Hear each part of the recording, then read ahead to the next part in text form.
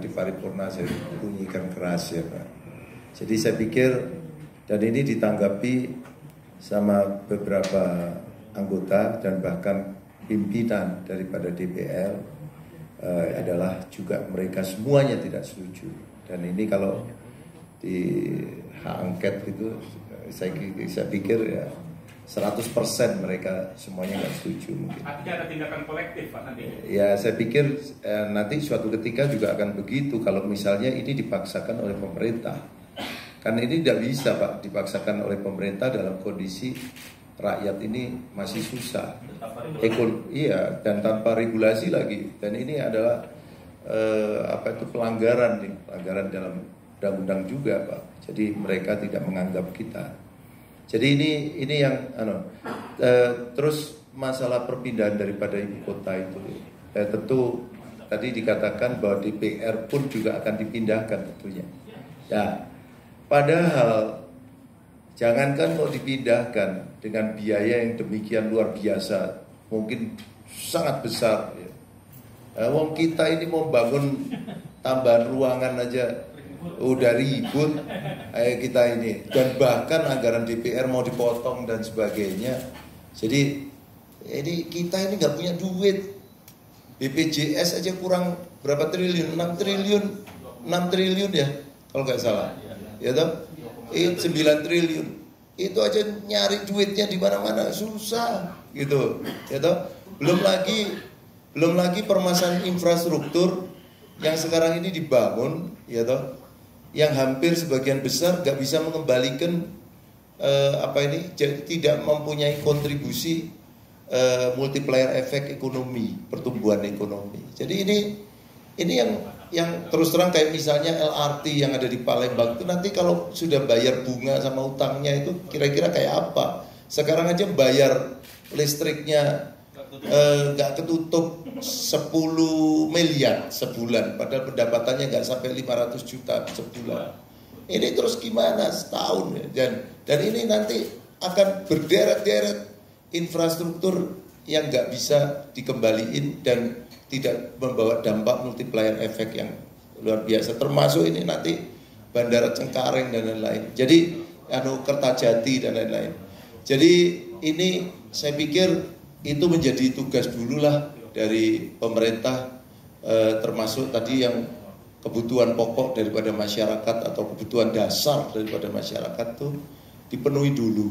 Jadi pemerintah sesuai dengan janjinya itu Pak Jokowi itu kan banyak sekali janji-janji yang belum terpenuhi ya, kenaikan juga pertumbuhan ekonomi. Sebenarnya Pak Yandri, pertumbuhan ekonomi yang sudah dirancang untuk 35.000 megawatt ya Pak, itu harus pertumbuhannya dari 2015 sampai 2019 itu harus pertumbuhannya di atas 7%. Jadi sekitar 8% kalau nggak salah. Itu RPJMN ya. Jadi itu ada itu. Jadi itu targetnya seperti itulah. Kok sekarang targetnya cuma 5,3% itu pun nggak tercapai. Jadi ini yang mungkin perlu diseriusin. Terus tadi masalah transport. Tadi kan ada pertanyaan masalah transport dari bisnis Indonesia. Ya Pak ya. Saya pikir ruang udara yang ada di sana Pak, untuk internasional kan itu bandaranya juga sudah internasional Pak, di sekitar situ. Saya kira nggak ada masalah. Nggak ada masalah kalau misalnya ruang udara. Cuman permasalahannya Pak, akhirnya ibu kota kita ini harus menghadapi ini nanti kajian pertahanan sih, kajian Komisi 1. Nanti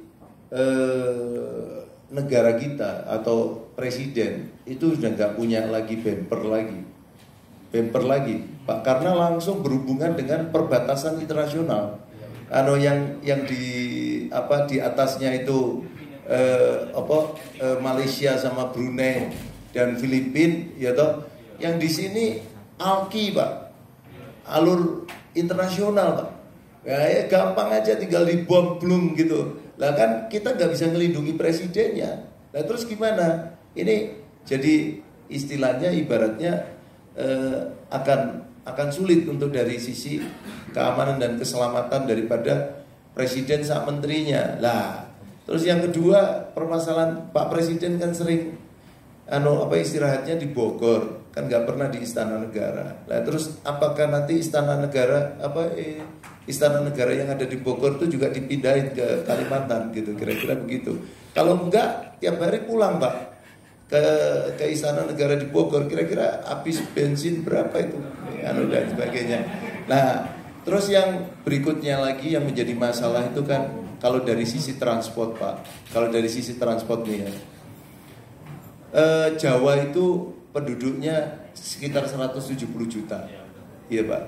Nah, sedangkan Kalimantan itu kira-kira 16 juta lah. Kalau yang Kalimantan Timur tuh kira-kira jumlahnya cuma 3,9 juta. Bayangkan Pak. Sekarang aja yang dari 3,9 juta menuju ke ibu kota negara kita, ya kan ini kan pasti akan ada interaksi Pak. Interaksi sekarang ini kan ada interaksi orang-orang yang akan menuju ke Jakarta, ada pengurusan apa dan sebagainya di pemerintahan.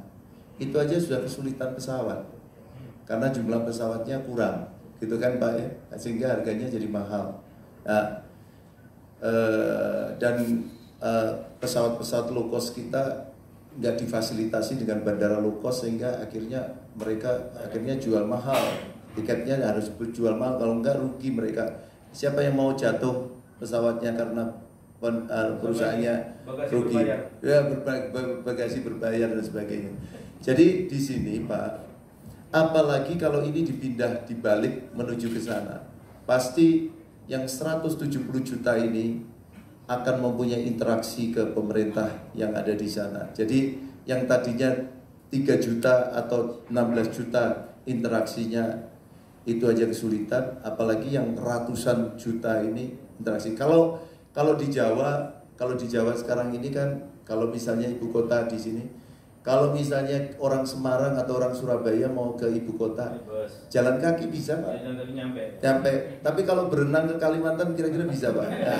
Nggak bisa. Jadi ini yang menjadikan akhirnya transportasi menjadi murah, mudah, dan efisien, ya efektif gitu, tepat waktu bisa dan sebagainya. Jadi ini yang menurut saya dari sisi transport tadi. Tapi saya tidak ini kalau belum dikaji secara mendalam tidak bisa terus pendapat saya ini dibenarkan. Mungkin perlu satu kajian yang mendalam sehingga sebelum Pak Jokowi itu memutuskan, karena kemarin kayaknya Menteri Bappenas sudah mengatakan ini sudah diputuskan. Tapi saya katakan, jangan dulu dong. Untuk memutuskan itu harus melibatkan DPR dan melibatkan kajian-kajian dari perguruan tinggi dan lain-lain. Jadi jangan asal-asalan. Ini ada undang-undangnya Pak. Jadi itu yang mungkin perlu dilakukan oleh pemerintah. Dan bila ini dipaksakan, kita akan lawan habis.